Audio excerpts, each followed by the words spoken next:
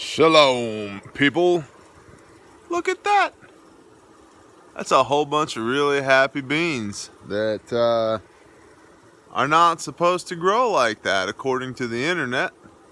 However, I just wanted to show you guys that yeah, it's entirely possible to make your beans grow like that. Now, Miss Aspen mixed our sacks of beans together. So you see, you have the lighter green and the darker green. The lighter green are black-eyed peas, and the darker green are pintos. So what happened here was I dug 7 rows by hand with a hoe. I just hoed 7 rows. Each one of these rows is 30 feet long, so I've got 210 linear feet here. And I planted 1 pound of beans. This is a pint of beans, aka 1 pound. And if our yield is anything like it was earlier in the year, because this is our second planting, it's now October. If our yield is anything like it was earlier in the year, we should get 10 to 12 pounds of beans out of this. These are the second generation beans. We planted these beans earlier in springtime, late spring, and now they've grown up, and we harvested the first harvest and we kept some of that back. I offered some of it as an offering as for first fruits to the Lord as thanks, and then a tenth is what I gave to the Father, and then because it felt right. And then we planted a pound of it here. So these have been trained to our soil, and they're very happy, as you can see, very happy. These plants are about 3 weeks old, and they're 18 inches tall there in the middle, and they're already starting to throw out tendrils. So these tendrils will need something to climb. Previously, we had planted in the same spot corn along with, and you can see there's some corn volunteering in here. Here's some corn, and down there is some corn. But a couple things happened. There was not enough nitrogen in the soil for the corn to feed properly. So we didn't get, we got a lot of stalks, but they weren't very tall and they weren't very healthy. And we got very few ears of corn. Then the ears that we did get, now this is cool because it was intended to be feed corn. The ears that we did get, the chickens got in here and they plucked all the ears off of the stalks, and they ate all that corn right off the ear. And so I mean, it saved me the labor of having to shuck the ears and then feed them to the chickens, because they ate them themselves. But we didn't get any. So we had originally intended to use the corn for the tendrils with the beans to climb, and they did do that. They did a great job of that, actually. But I didn't plant any more corn here this time because there's just not enough nitrogen in the soil to support the corn yet, which is why there's more beans here, because the beans are a nitrogen fixer. They put nitrogen back into the soil. So come springtime, I'm gonna try corn here again after 2 crops of beans were planted here, and I should have enough nitrogen in the soil to get my corn to be nice and healthy. The other thing I really need to work on, though, as far as corn goes, is pollination, because we had a lot of ears, but you can tell if you're getting good pollination because you will not have bare spots on your ears of corn. The silk that sticks out the end of the corn, all those little hairs, each one of those, each little silk ties back to a kernel of corn on the ear. I know, it's incredible. And those little silks they catch the pollen from up top on the corn. Those little thingies, the stamen, I think, stamen or pistil. Sometimes I don't have the best words, I know. But anyway, right? The stuff from up top has to get down where the pollen is, has to get down to where the silk is at. And if each one of those little silks doesn't get pollinated, you get bare spots on your ears of corn. So we had good pollination, but we didn't have great pollination. So I need to figure out something for that. Now, yours truly is allergic to bees. But yours truly is also not quite right in the head and is therefore thinking about getting some bees. So, and like a whole fridge full of EpiPens, I guess. But, so I'm thinking about that. Now I want to show you, I think I'm going to start another channel just called The Bean Farmer, beanfarmer.com. These are black beans that our brother David C. from Utah sent to us that we planted. And look, they're happy. They're not quite as happy as these guys, but these guys are generation 2 from this land.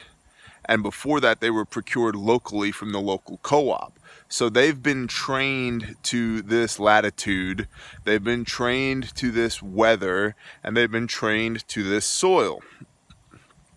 These guys have not, but they will be. There will be a Gen 2, Gen 3, Gen 4 as we go forward. But even then, look, they're lush. They're happy. They're just starting to get established. And then over here we have, these are yellow wax beans. These are green beans. And then down here are red beans, also from our brother David C. Actually, no, I don't think they were red beans. I think they were black-eyed peas. So, but I wanted to show you guys. I've been told over and over and over again, you can't plant this way, T. It won't work.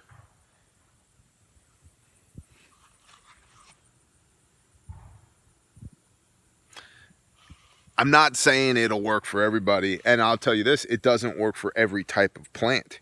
But for these beans, things that get established quickly, the idea is that rather than getting in here and spending a lot of time weeding, what I'm doing is I turn the soil, I hoe a row, and I plant. Then I water, or I've been lucky so far this year that the Father's done most of my watering for me. In some cases, he watered a lot, more than we were expecting, more than we were hoping for. But I till the land, I hoe a row, I put the seeds in the ground, and I water. And the idea is to give the seeds a head start, that they grow up and they block out, they create a carpet so that the stuff underneath them and around them can't grow very quickly, very strongly. They don't get a chance to get established and then get robust and choke out your crops. So there's not a real competition between your crops and your weeds. Look at this. These are cool. Look at this. Isn't that pretty? Yep. Beans. Aspen loves beans. She comes out here and just yells, "Beans!" Not yet, honey. Not yet. Simmer down. It's going to be a little while.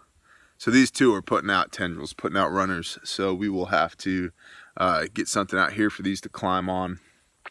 Probably just going to use some stakes and mason twine for now. Run it back and forth. Run it down the row, back and forth, and let them climb on the twine. And over here we have some pumpkins just starting to come up. Probably will not get them in time for Halloween, but whatever. And then here are cucumbers and gourds that Brother Roger, Ozark Geek, at the Arkansas Preparedness Prepper Festival, forget what that was called, but the first time we met, they had a big bin full of cucumbers and gourds and all kinds of stuff. It was basically like, hey, take these if anybody wants them, take them, plant them in your garden. Well, there they are. They're right down there, planted in the garden. So I'll keep you guys updated on this as it progresses. We're coming to the end of a growing season here. Within about a month, it's going to be, I hope, getting cool enough that this stuff is going to, you know, we're going to be out of a planting season until springtime. But I just wanted to show you guys, to illustrate that it is doable. It is possible to plant this way, and we've had good luck with it here. What I have found does not like this method at all. Root vegetables aren't terribly fond of this method. Pepper plants don't like it. Let's see. And when I say root vegetables, we tried potatoes, carrots, and onions. Did not like this at all. Tomatoes, we thought we lost all of our Cherokee tomatoes, but then we found right here underneath this one bean plant, check this out.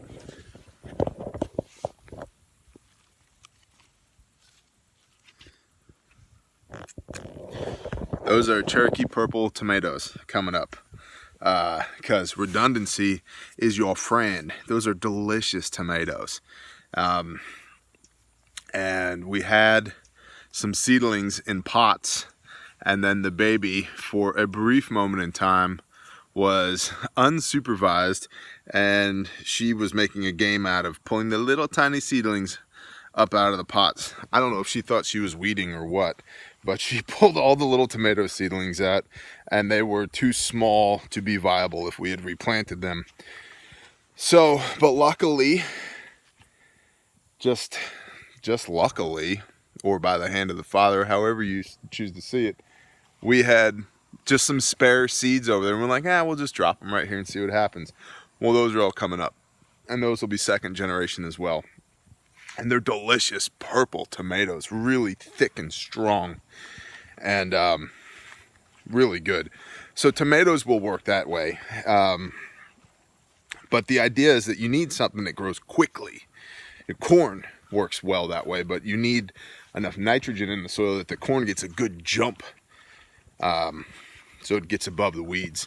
Then our green beans out front that we put on cane poles, we picked most of these the other day. In fact, I would bet we picked almost all of them. Here's a green bean vine, no beans on it. Oh, here's a pod. See? Green bean. Yep, that's a green bean. See? So, I got most of these the other day. There's another one. Some little ones coming along. They're good. Those are Blue Lake 248 or 242, whatever that Blue Lake, whatever it is, they're tasty. And we have not a lot, maybe 4 ounces of seed saved for them that I'll probably plant up here as well. But not the whole row, not the whole run of the fence, because we learned from this past year, or springtime, we planted from here all the way down to here with green beans. Where we got viable green beans was from about halfway up this fence from here to right about here, right where this little holly bush is. And I think that's because of the sun and the way the house is, it blocks. I mean, you can see where there's still some green growth is here and here, and that's it. You know, basically from here to here. The rest of it has died off. And truthfully, half of it wasn't productive because it wasn't getting enough sun. So now that we know where the sun is, we'll plant there. But some of you guys may remember back springtime when we started planting here, knowing that we were even then getting a late jump on it. What I was saying then was, part of what we're doing here is just learning by doing. I mean, that's the largest part of what we're doing here, is just learning by doing. is planting this stuff to see where the sun is, what the soil does. You can learn a lot just by seeing how your plants grow, if they grow at all, and where the sun is, how much rain you get. I mean, we've been here less than a year. And in fact, I said that these plants were 3 weeks old. That's not true. They went down on Labor Day. So they're actually they're 4.5-ish weeks old, almost 5 weeks old. So my bad on that. But, learn by doing. Just go out and do it. How many times have I said that? Just go do it. And I know if I need a bean crop, I can plant beans right here and I'll get a bean crop. I also know this though, because I get a lot of questions on this. Well, SHTF gardening versus food storage. Man, you need a garden and you need food storage. Had this sticking at the end of my croc. Yeah, I'm wearing Crocs right now. They're tactical Crocs, so don't worry. They're camouflage. You need food storage. Like you just got to have it, right? Because that's your cushion. But then you need to be able to produce food to replace your food storage. Food is so cheap right now, y'all. And I mean like cheap. My wife is at the store right now. And she just called and said, hey, what else should we get? I said, get enough beans to fill another bucket while you're there. It might cost me $20 for 30 pounds worth of beans. But check this out. That bean patch, this bean patch, and that bean patch might produce 30 pounds of beans. So in the big scheme of things, the best use of my time right now is to earn $20 and then buy beans because they're cheap. But at some point, the ability to buy beans goes away. So then I need to be able to produce beans, which is why we're doing this and training these beans to our soil and our amount of daylight and our amount of rainfall, right? All those things, we're teaching the beans to be better beans for us so that we get larger and larger and larger yields. But what's a better use of my time? 2 months worth of planting for 30 pounds of beans, or earning $20 and buying 30 pounds worth of beans? There will come a time, I think, whether it's short term or long term or indefinite, where you won't be able to buy beans anymore. So you're going to need to be able to produce them. But right now, producing them is secondary to buying them for sure. Buying is the best use of your time right now. But you got to know that sooner or later you can't do that. So if you can't do that, then what do? Well, you need to know how to grow them. And you're not going to learn how to grow them overnight. That's I would really encourage you, if you have some of those like survival seed vaults or something, they're like $20-25. Bust one open. I mean, for real. Bust one open. Here, let me go get something. Take your survival seed vault. Go into your backyard. And when you get there, I want you to take a shovel, a pickaxe, and a hoe. And I want you to bust all that soil up. Oh, I can't even get it. That's right, the boy broke the head off of it. I was going to grab my hoe. Proverbs, avoid hoes. But you get you something like this and go get in your backyard and hoe a row and plant that stuff. A couple of reasons. Number one, you're going to learn a lot about yourself and a lot about planting and a lot about your soil and your sunlight and your rainfall by growing your own food. And number two, you're going to need to know how to do it at some point, and you need to know the viability of the seeds that are in that seed vault, the yield that you're going to get, right? Some stuff's not going to grow where you are. I don't care how hard you try. Like right now, this time of year, I can't make Brussels sprouts grow. Or broccoli. I can't get broccoli to grow right now if I wanted to. It doesn't work that way. Like all your brassicas will not grow right now. They'll grow in the spring. They'll grow later when it's colder, if I had a cold frame. But these are things you got to know, right? And you learn it by doing it. So I would encourage you, if you have like one of those survival seed vaults, cool, buy another one, play with the one that you have, right? It's the same thing as having your AR-15 that you never shot before. Cool, go play with it. Go to the range, go shoot stuff, not people. Be a responsible gun owner. But just go and do, man. So, and I'd also encourage you too, like, gardening can be as fancy as you want it to be. We have a pretty nice garden in Texas, like raised beds, and we got the chicken coop and the compost pile and the whole nine. Here we got just rows that we hoed into the dirt. So it can be as complicated or as easy as you want it to be. And I think it's good to know that you can do it with the least amount of effort, because your time and your energy is going to be a lot more valuable if the balloon ever goes up, because there's going to be so many things to do. So you don't want an overcomplicated method.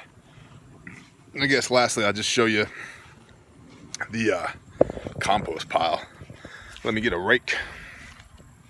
Also, while things are cheap and available, man, look at this. Can y'all read that? $7.99 fiberglass handle rake. Thank you, Atwoods. $8. Man, I'm telling you, there's gonna come a time where people are like, I'll sell you my big toe for that rake. So